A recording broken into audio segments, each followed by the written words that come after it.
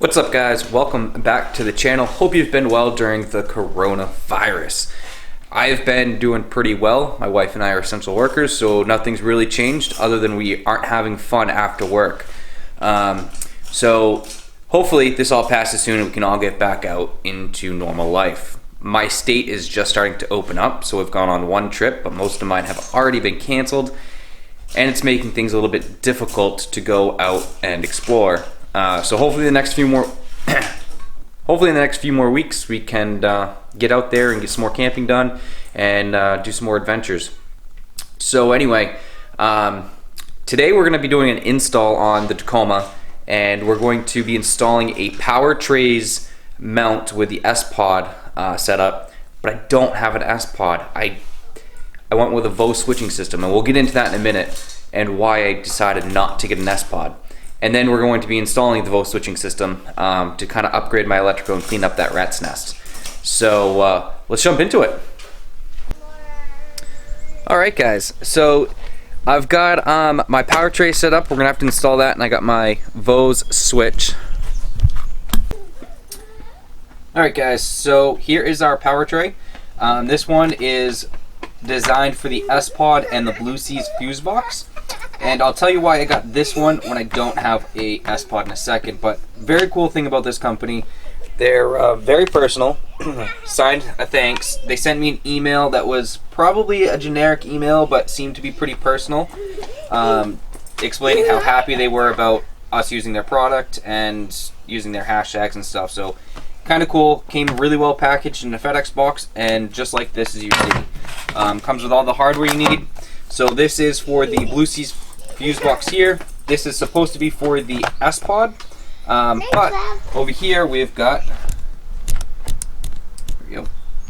we got the VOswitch switching setup here, which is basically an Amazon knockoff of the SPOD.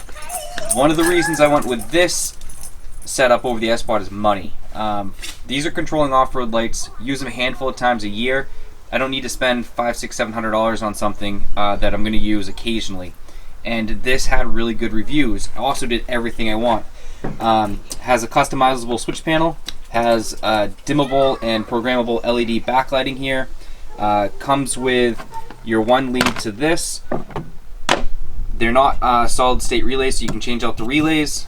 Really nice setup. They come with a standard 30 amp across the board, so I just have to change those up to accommodate the other lights. Nice little diagram, and everything is pretty much a plug-and-play setup. The instructions are okay at best. There's some spelling errors in there, and they're not exactly 100% clear. But there's a couple of videos out on this. I think Bleep and Jeep did one, and it's very straightforward. He explains it very well. Comes with this cool bag of hardware, and then these are your multitude of stickers that you can fill out for your switch panel. Made out of kind of that bullet aluminum, so we get some quality there. This is plastic, so it may or may not hold up, but it's going to be under the hood, so I really don't care. All I got to do is take this. I will drill holes so it fits on this nicely, and if it doesn't work and this all fails, I'll go to an SPOD, and that's why I bought this one. It's like a backup to Plan A. So we're going to get going on assembling this and getting it installed, and I'll go show you where we're going to put it into the Tacoma. And for all of you wiring geeks out there, you're about to cringe.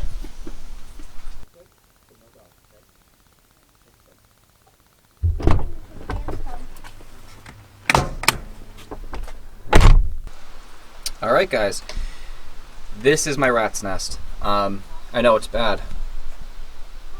I started building this truck in little stages, and little by little you add a light here, add a light there, and the next thing you know you have wiring like this, and it just slipped my mind. So I finally am taking care of it. It is gnarly in here. It is pretty rough, but it's held up pretty well, and I've had no issues with it. Got my Blue Seas fuse box here. I've got my 100 amp breaker here, my line to my battery, my line to my negative, and yeah, it's just time to take care of this mess.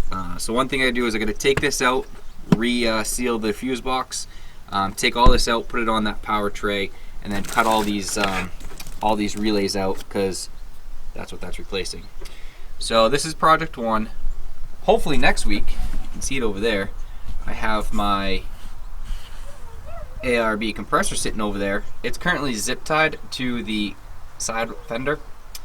A couple weeks ago we were up in the North Maine woods, hit some pretty rough bumps, and actually tore the homemade mount out of the sidewall, and I'll show you that next week. It's pretty impressive that they tore out of that. I used factory mounting locations, but anyway, I've got a new mount from CBI coming for that, so stand by for that install. But today's all about this.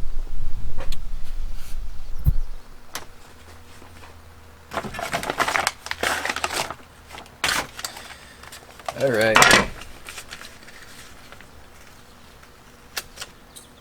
Throw in a nice little sticker. Put that on later.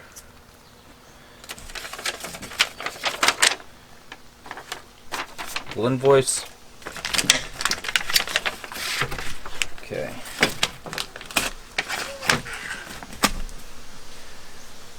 Supplied bracing leg. The tray itself. Top side's nice and pretty. Back side's well, it's got a scrape across it, but really don't care. It's brushed aluminum, so it's not going to rust or anything. Supplied hardware. That's always nice. Now the one thing that I don't know about this is if this is stainless steel or not. If this is stainless steel, excellent. If not, I'll know about it in a couple months, because in the Northeast everything rusts. So if it does rust, I will replace all this with stainless steel.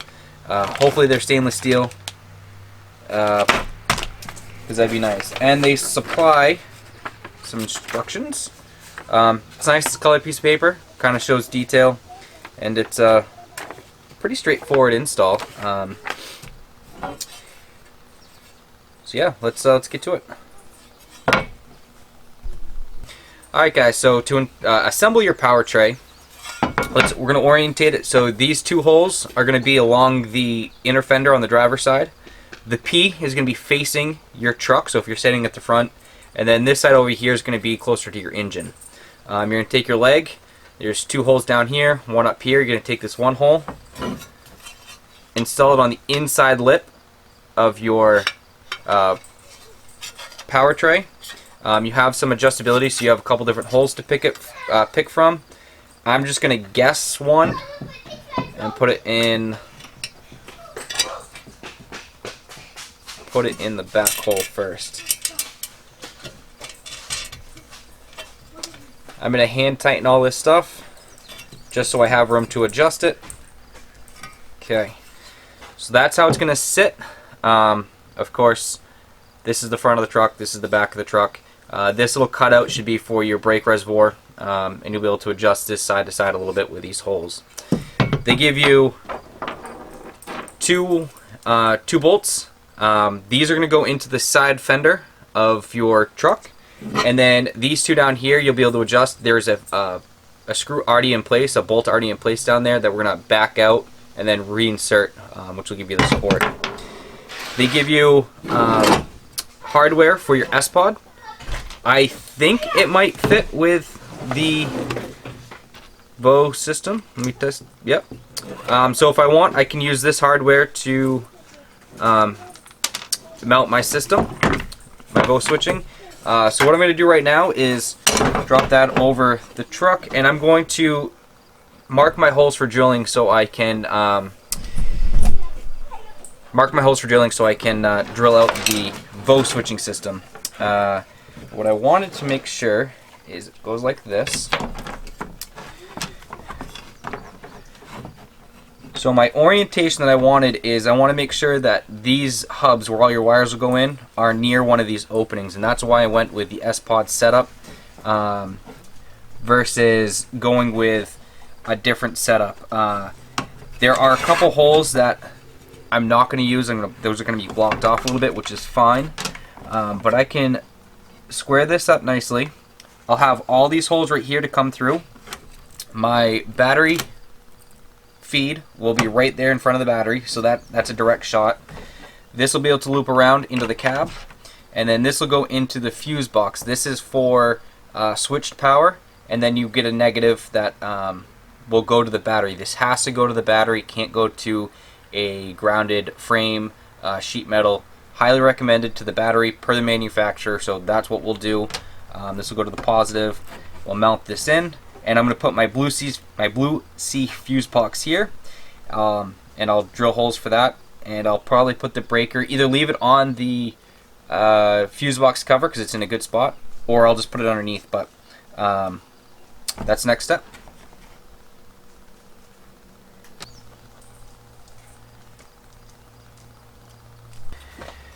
Now I've marked my 4 holes. I will go match up a drill bit and drill these out. Okay, got my drill bit, and drill these out. I gotta say, the mountain hatches made projects so much easier. Everything's flat, not rolling around. Huge bonus to mountain hatch.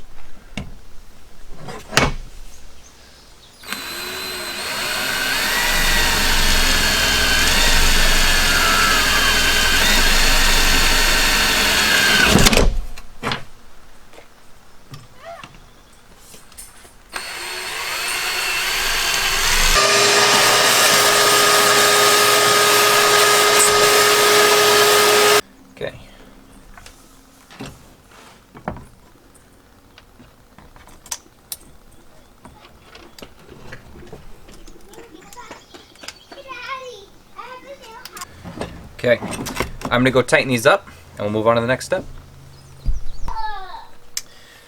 8mm socket, regular screwdriver.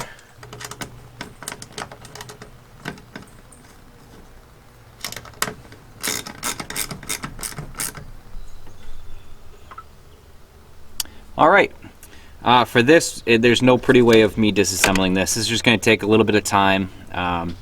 First, we're going to kill the power to everything. I'll remove all the grounds. I'm going to completely take this out 100%, and then rewire it the way I want it to be, where it should be. Like this has some chafage in it, so, well, you can't see it, but some of my wires have a little bit of chafing in it from the vibration, so we're going to change out all of the grounds, negatives, positives, just so everything's a solid connection again. So yeah, we'll just get to it.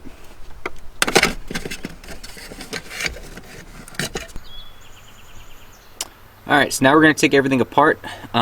Just to keep all of my wiring harnesses in order, what I'm going to do is disconnect them and then write on them what they are. So I've got all my auxiliary lights on right now, and as I pull a fuse and see which one turns off, I'll know which one is which. So I get a couple more to turn on, and then we can start disconnecting all these.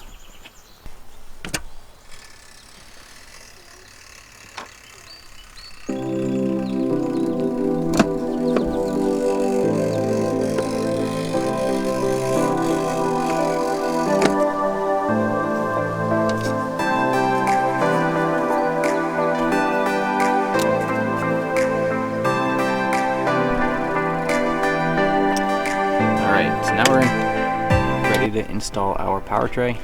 We're going to set it in place. We're going to use to install this into the 2 fender screws here, and then there's one straight down that's provided that we're going to back out and replace.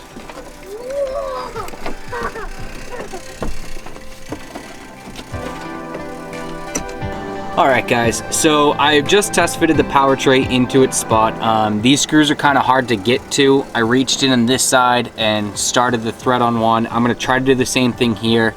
They recommend 11-inch extension to get these bolts in their factory location, so they're pretty easy to be seen. One thing I've noticed is with the VOswitch box here, it's touching this fender piece here, so I'm going to have to cut that. Maybe have to cut that depending on how it all sets, but working into getting this one in, and then I'll go down there and work on the brace, and then I'll tighten everything up on that end.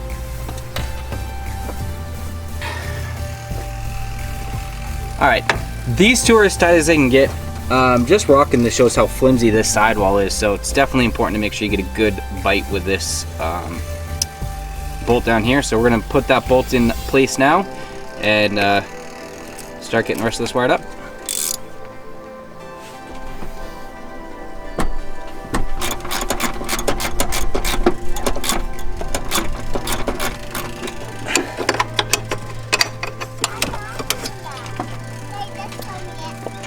Alright, so this is the support leg, and this is how I had it going straight down, with the L facing back.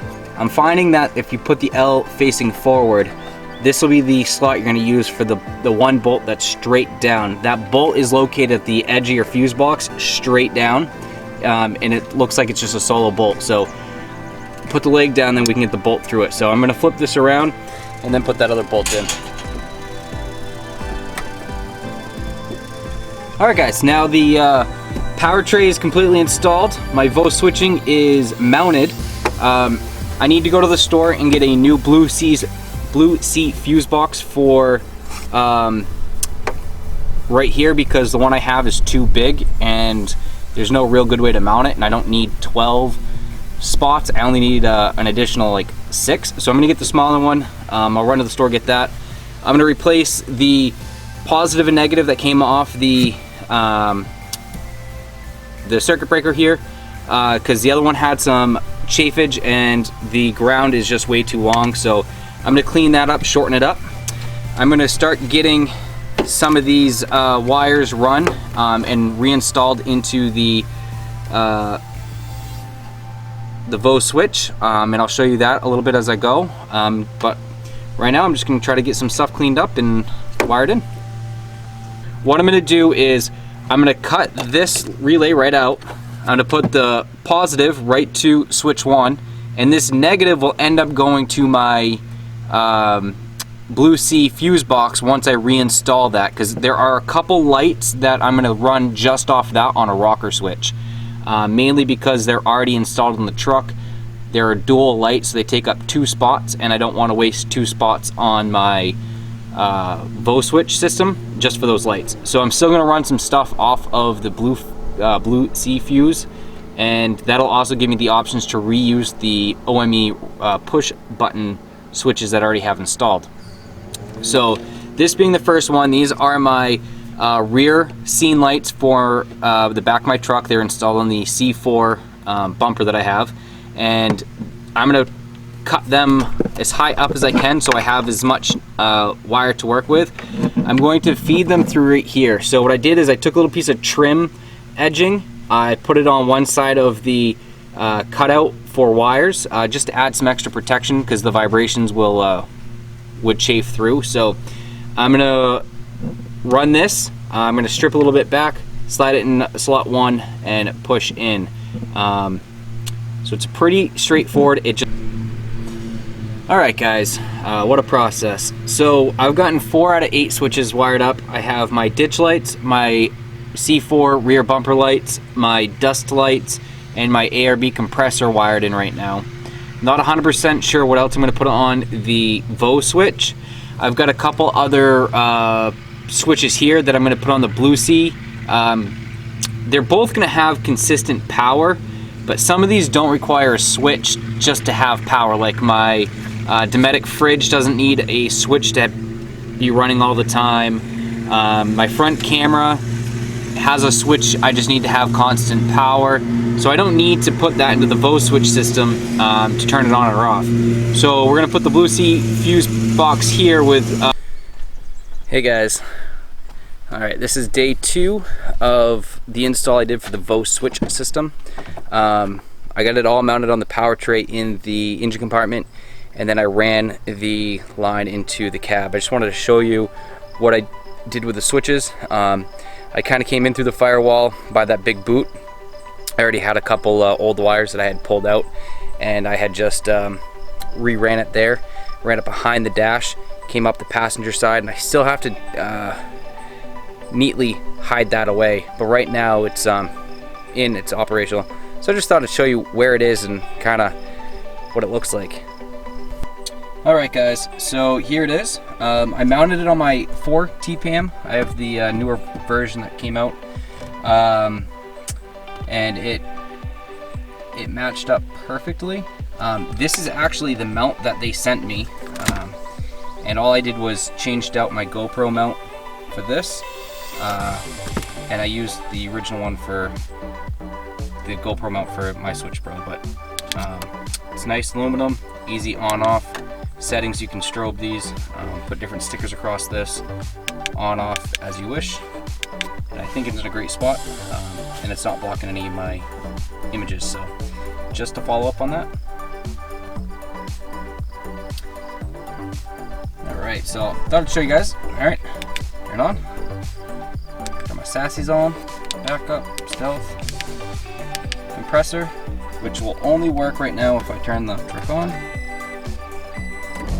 There it goes. Back up inside. So I have my ditch lights, my C4 rear bumper lights, I have my dust lights, my ARB compressor, I have side lights, so my camping lights are amber and my side lights are white. I don't have anything in these two spots yet, but I do have plans for those for later. This was my old setup. Similar names on buttons. The push buttons, this is the Cali raised OME button thingy. I'll put more accessories onto these at some point, but I didn't really like them over here. They're hard to see, push. I always forgot they were on, so I wanted something a little bit more in the open and cut all that wire relay that I had in my truck out. So that is why I went with the VOswitch system to begin with. But that's my old system right here, and I will probably do something with that eventually. My brake controller for my camper. And this is my ARB. I gotta figure out, this is hooked up to switched power, so I need that to stay in line to actually make it work, but we'll figure that out later.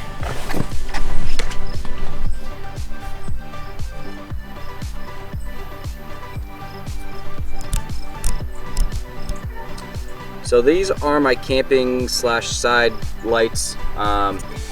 There's amber underneath, and I'll turn them on individually. So these are my amber camping lights when we're set up at camp. These give enough light to see around the truck. And they work really well for the awning when the awning's on. So it's just added camp light.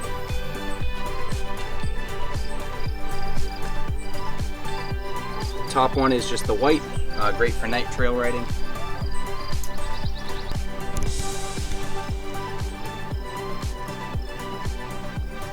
Cali raised side shooter ditch lights.